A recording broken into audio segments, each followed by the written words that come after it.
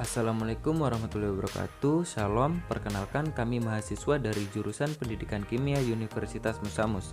Pada video kali ini, kami akan membahas tentang teori belajar dan pembelajaran. Untuk lebih jelasnya, mari simak video berikut ini. Ada beberapa teori belajar. Yang pertama yaitu konstruktivisme. Teori konstruktivisme ini didefinisikan sebagai pembelajaran yang bersifat generatif, yaitu tindakan menciptakan sesuatu makna dari apa yang dipelajari. Ciri-ciri konstruktivisme ini yang pertama yaitu memberi kesempatan kepada murid membina pengetahuan baru melalui penglibatan dalam dunia sebenarnya. Yang kedua, menggalakkan ide atau gagasan yang dimulai oleh murid dan menggunakannya sebagai panduan merancang pengajaran.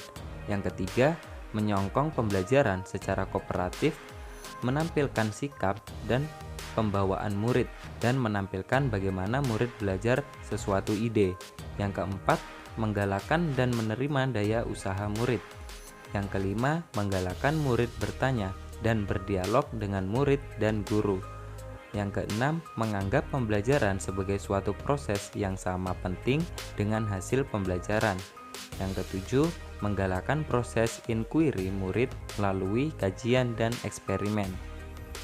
Langkah-langkah dari konstruktivisme ini yang pertama yaitu identifikasi tujuan, menyesuaikan materi pembelajaran dengan objek kajian. Yang ketiga, identifikasi klarifikasi. Yang keempat, perencanaan program penelitian. Yang kelima, implementasi program pembelajaran. Yang keenam, evakuasi awal. Yang ketujuh, klarifikasi kembali konsep pemikiran yang resisten. Yang kedelapan, pertanggungjawaban terhadap hasil penelitian. Kelebihan dari teori konstruktivisme yang pertama, melatih siswa supaya menjadi pribadi yang mandiri dan mampu memecahkan masalah. Yang kedua, menciptakan kreativitas dalam belajar sehingga tercipta suasana kelas yang lebih nyaman dan kreatif. Yang ketiga, melatih siswa untuk bekerja sama dan terlibat langsung dalam melakukan kegiatan. Yang keempat, menciptakan pembelajaran yang lebih bermakna dan menumbuhkan kepercayaan pada siswa karena memiliki kebanggaan dapat menemukan sendiri konsep yang sedang dipelajari dan siswa juga merasa bangga dengan hasil temuannya. Yang kelima, melatih siswa berpikir kritis dan kreatif. Namun ada kekurangan dari teori konstruktivisme ini.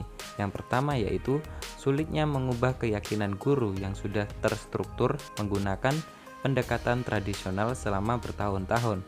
Yang kedua, dalam penerapan teori belajar konstruktivisme, guru harus memiliki kreativitas dalam merencanakan pembelajaran dan memilih atau menggunakan media pembelajaran. Guru yang malas dan tidak mau berkembang akan sulit menerapkan teori belajar konstruktivisme. Dan yang ketiga, siswa dan orang tua memerlukan waktu beradaptasi dengan proses pembelajaran dan mengajar yang baru. Teori belajar yang kedua yaitu teori behavioristik. Pengertian dari behavioristik yaitu teori yang mempelajari perilaku manusia. Perspektif behavioral berfokus pada peran dari belajar dalam menjelaskan tingkah laku manusia dan terjadi melalui rangsangan berdasarkan stimulus yang menimbulkan hubungan perilaku reaktif, hukum-hukum mekanistik. Ciri-ciri dari teori behavioristik ini yang pertama, mengutamakan pengaruh lingkungan. Yang kedua, hasil pembelajaran fokus pada terbentuknya perilaku yang diinginkan. Yang ketiga, mementingkan pembentukan reaksi atau respon.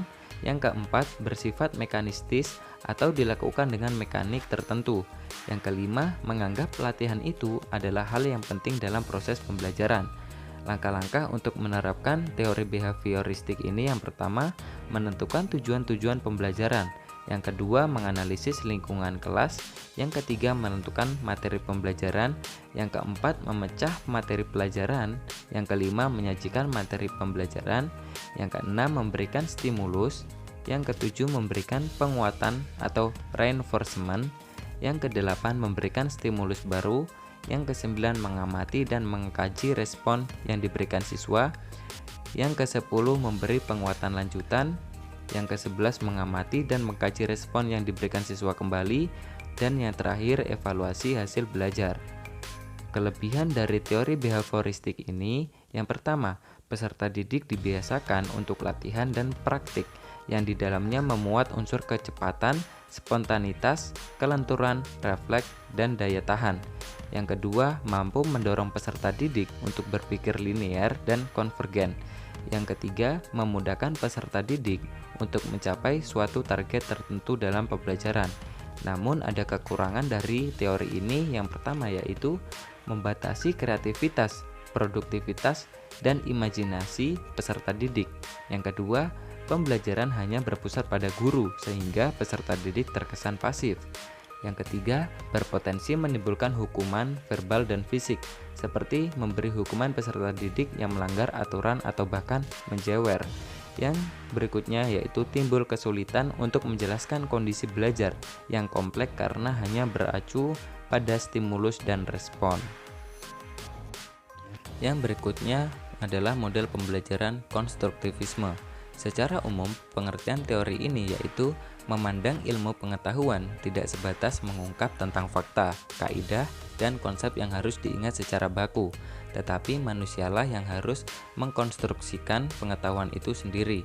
Ciri-ciri dari konstruktivisme: yang pertama, adanya kerjasama; yang kedua, saling menunjang; yang ketiga, menyenangkan dan tidak membosankan; yang keempat, belajar dengan bergairah; yang kelima, pembelajaran terintegrasi; yang keenam, menggunakan berbagai sumber; yang ketujuh, siswa aktif, sharing dengan teman; yang kedelapan, siswa kritis dan guru kreatif; yang kesembilan, laporan kepada orang tua berwujud rapor, hasil karya siswa, laporan praktikum, dan karangan siswa.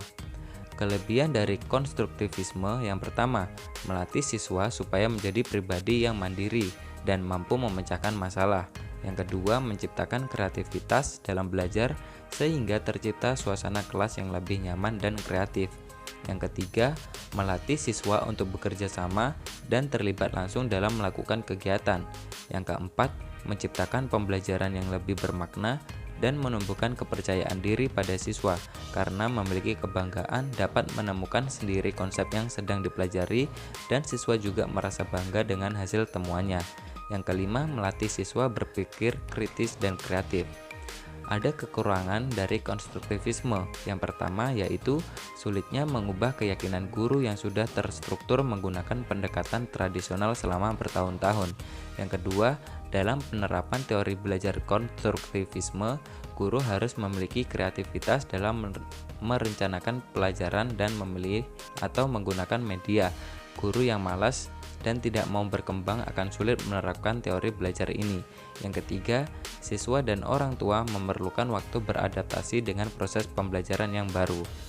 Langkah-langkah dari konstruktivisme: yang pertama, orientasi; yang kedua, elisitasi; yang ketiga, rekonstruksi ide; yang keempat, aplikasi ide; dan yang kelima, review. Teori belajar yang berikutnya adalah teori humanistik. Pengertian teori humanistik secara garis besar adalah teori belajar bertujuan menghasilkan hal baik bagi kemanusiaan supaya bisa mencapai aktualisasi diri dan membuat orang mampu mengenali diri sendiri. Ciri-ciri dari teori humanistik: yang pertama yaitu menekankan pada proses aktualisasi diri masing-masing individu. Yang kedua, proses merupakan hal penting yang menjadi fokus utama belajar. Yang ketiga, melibatkan peran aspek kognitif dan afektif. Yang keempat, mengedepankan pengetahuan atau pemahaman individu.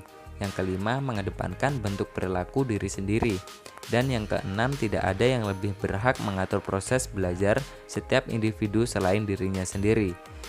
Nah, kelebihan dari teori humanistik adalah membantu membentuk kepribadian, perubahan sikap, dan hati nurani ke arah yang lebih baik. Yang kedua, menumbuhkan minat dalam diri seseorang untuk terus belajar. Yang ketiga, menumbuhkan kreativitas pada diri seseorang. Yang keempat, mampu mengubah sikap dan pola pikir seseorang. Yang kelima, membuat seseorang memiliki pengalaman yang berarti. Yang keenam, semakin lama waktu yang dilaluinya, seorang pembelajar dapat mencapai aktualisasi dirinya dengan baik. Namun ada kekurangan dari teori ini. Yang pertama yaitu proses belajar menggunakan teori ini akan gagal jika tidak ada kesungguhan dan motivasi dari setiap individu. Yang kedua, dapat memunculkan sikap individualisme. Yang ketiga, terbatasnya peran pendidik karena hanya berperan sebagai fasilitator. Yang keempat, munculnya kesenjangan antara individu apabila beberapa individu tidak mampu atau kesulitan dalam mengenali potensi dirinya. Yang kelima, tidak cocok untuk dijadikan sebagai metode pembelajaran yang praktis. Yang keenam, pendidik tidak boleh lelah dalam memotivasi muridnya karena pendidik menjadi motivasi dari luar dari individu. Langkah-langkah untuk menerapkan teori ini yang pertama yaitu menentukan tujuan pembelajaran terlebih dahulu. Yang kedua, merumuskan materi pembelajaran sesuai dengan tujuan pembelajaran. Yang ketiga, melakukan identifikasi awal terhadap kemampuan setiap siswa.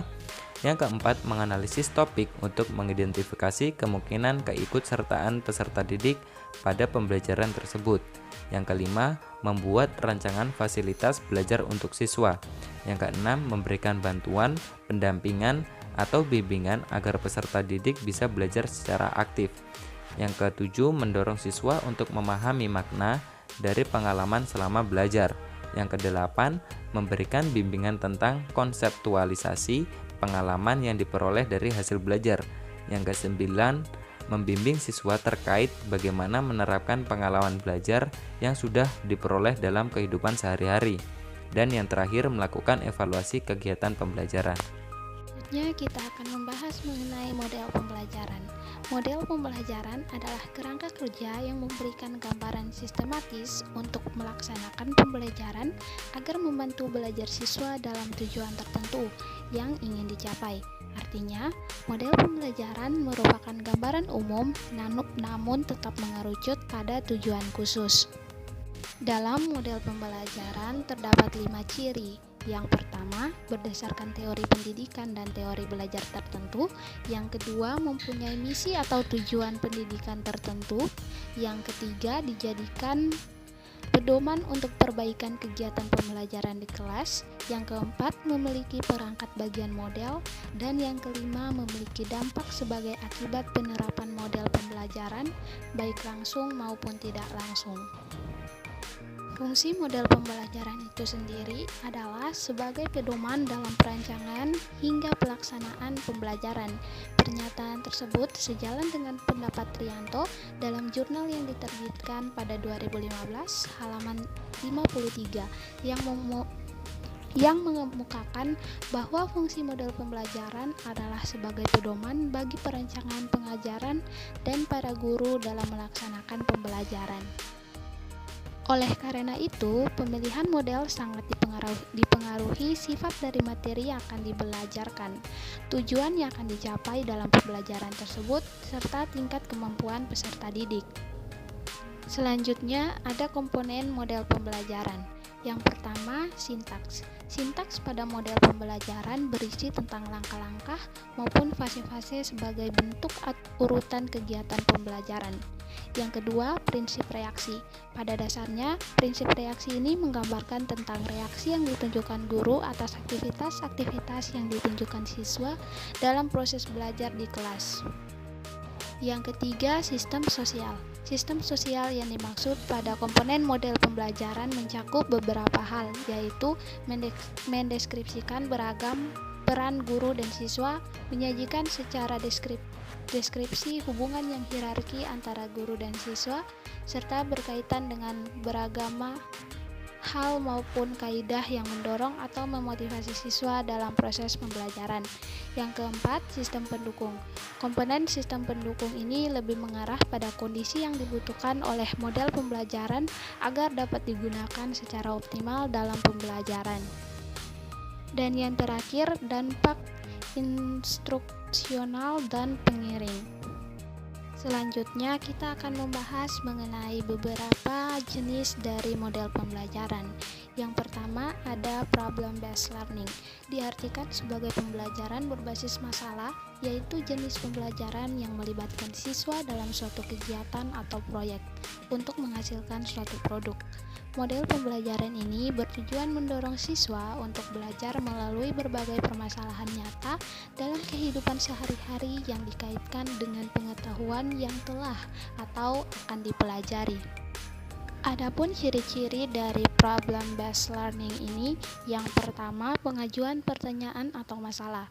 Pembelajaran berdasarkan masalah mengorganisasikan pengajaran di sekitar pertanyaan dan masalah yang dua-duanya secara sosial penting dan secara pribadi bermakna untuk siswa. Yang kedua, berfokus pada keterkaitan antar disiplin.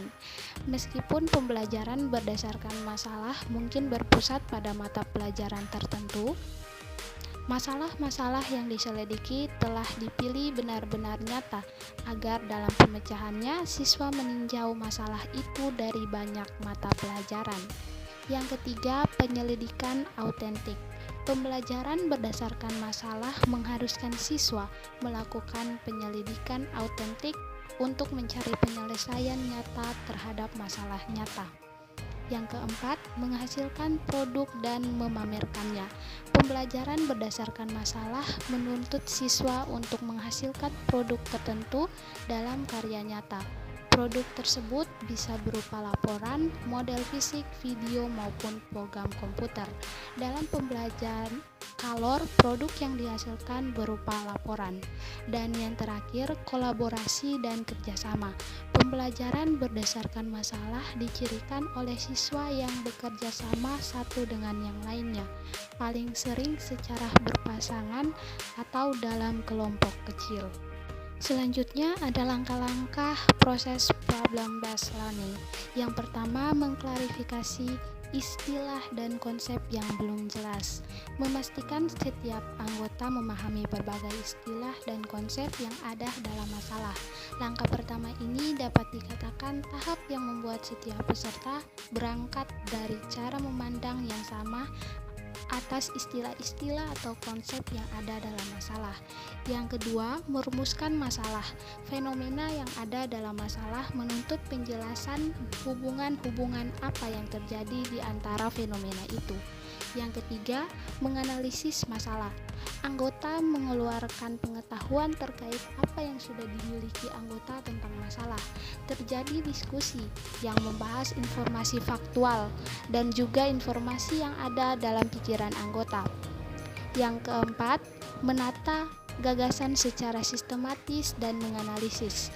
Bagian yang sudah dianalisis dilihat keterkaitannya satu sama lain, kemudian dikelompokkan, mana yang paling menunjang, mana yang bertentangan, dan sebagainya. Analisis adalah upaya untuk memilih sesuatu menjadi bagian-bagian yang membentuknya. Yang kelima, memformulasikan tujuan pembelajaran. Kelompok yang dapat merumuskan tujuan pembelajaran karena kelompok sudah tahu pengetahuan mana yang masih kurang dan mana yang masih belum jelas. Tujuan pembelajaran akan dikaitkan dengan analisis masalah yang dibuat. Yang berikut mencari informasi tambahan dari sumber lain. Saat ini kelompok sudah tahu informasi apa yang tidak dimiliki dan sudah punya tujuan pembelajaran. Kini saatnya mereka harus mencari informasi tambahan itu dan menemukan kemana hendak dicarinya. Dan yang terakhir, mensintesis atau menggabungkan dan menguji informasi baru dan membuat laporan. Selanjutnya ada kelebihan dan kekurangan dari PBL. Yang pertama ada kelebihan. Yang pertama, pemecahan masalah merupakan teknik yang cukup bagus untuk memahami isi pelajaran. Yang kedua, pemecahan masalah dapat menentang kemampuan siswa serta memberikan kepuasan untuk menemukan pengetahuan baru bagi siswa. Dan yang ketiga, pemecahan masalah dapat meningkatkan aktivitas pembelajaran siswa. Untuk kekurangannya, yang pertama, manakala siswa tidak memiliki minat atau tidak memiliki kepercayaan bahwa masalah yang dipelajari sulit untuk dipecahkan, maka mereka akan merasa enggan untuk mencoba. Yang kedua, keberhasilan strategi pembelajaran melalui problem based learning membutuhkan cukup waktu untuk persiapan. Dan yang terakhir, tanpa pemahaman mengapa mereka berusaha untuk memecahkan masalah yang sedang dipelajari, maka mereka tidak akan belajar apa yang mereka ingin pelajari. Jenis model pembelajaran yang kedua yaitu discovery learning. Discovery learning merupakan model pembelajaran di mana di dalamnya menekankan proses untuk memahami suatu konsep dari materi secara aktif dan mandiri untuk selanjutnya diperoleh kesimpulan. Pada model pembelajaran ini, siswa diharapkan lebih aktif dalam kegiatan pembelajaran sedangkan guru berperan sebagai fasilitator. Adapun ciri-ciri dari discovery learning, yang pertama, mengeksplorasi dan memecahkan masalah untuk menciptakan, menggabungkan, dan menggeneralisasi pengetahuan. Yang kedua, berpusat pada peserta didik, dan yang terakhir, menggabungkan pengetahuan baru dan pengetahuan yang sudah ada. Adapun kelebihan dan kekurangan dari discovery learning, yang pertama untuk kelebihannya, membantu peserta didik untuk memperbaiki dan meningkatkan keterampilan-keterampilan serta proses berpikir kognitif. Yang kedua, pengetahuan yang diperoleh melalui model pembelajaran penemuan sangat ampuh karena menguatkan pengertian dan ingatan. Yang terakhir, menimbulkan rasa senang pada peserta didik karena tentunya rasa menyelidiki dan berhasil. Yang berikut ada kekurangannya. Yang pertama, menimbulkan asumsi bahwa ada kesiapan pikiran untuk belajar. Yang kedua, bagi peserta didik yang kurang pandai akan mengalami kesulitan abstrak atau berpikir atau mengungkapkan hubungan antara konsep-konsep yang tertulis atau lisan. Dan yang terakhir, tidak efisien untuk mengajar jumlah peserta didik yang banyak karena membutuhkan waktu lama untuk membantu mereka menentukan teori atau pemecahan masalah lainnya. Selanjutnya ada langkah-langkah pembelajaran discovery learning. Yang pertama ada stimulation atau stimulasi atau pemberian rangsangan. Pada tahap pertama ini, stimulasi fungsinya adalah untuk menyediakan kondisi interaksi belajar. Stimulation dilakukan dengan melakukan teknik bertanya. Teknik bertanya dilakukan dengan siswa diajukan pertanyaan-pertanyaan yang dapat menghadapkan mereka pada kondisi yang mendorong eksplorasi dan ide-ide. Yang kedua, problem statement atau pernyataan atau identifikasi masalah. Dalam problem statement atau mengidentifikasi masalah ini, siswa diberi kesempatan untuk menganalisis dan mengidentifikasi permasalahan yang telah diberikan kepada mereka. Yang ketiga, data collection atau pengumpulan data. Tahap ini berfungsi untuk menjawab pertanyaan atau membuktikan kebenaran hipotesis. Siswa diberikan kesempatan untuk mengumpulkan berbagai informasi yang relevan, mengamati objek, dan membaca literatur dengan narasumber dan melakukan uji dan sebagainya. Yang keempat ada data processing atau pengolahan data. Setelah data dikumpulkan baik dari informasi, interview, observasi, dan lainnya, tentunya data akan diolah dan diproses. Data processing juga sering disebut dengan pengkodean coding atau kategorisasi sebagai pembentukan konsep dan generalisasi. Yang kelima ada verification atau pembuktian. Verification supaya proses belajar berjalan dengan kreatif dan baik. Hal ini dilakukan guru untuk memberi kesempatan kepada siswa untuk menemukan sebuah konsep, teori, atau pemahaman melalui contoh-contoh yang ada dalam kehidupan sehari-hari.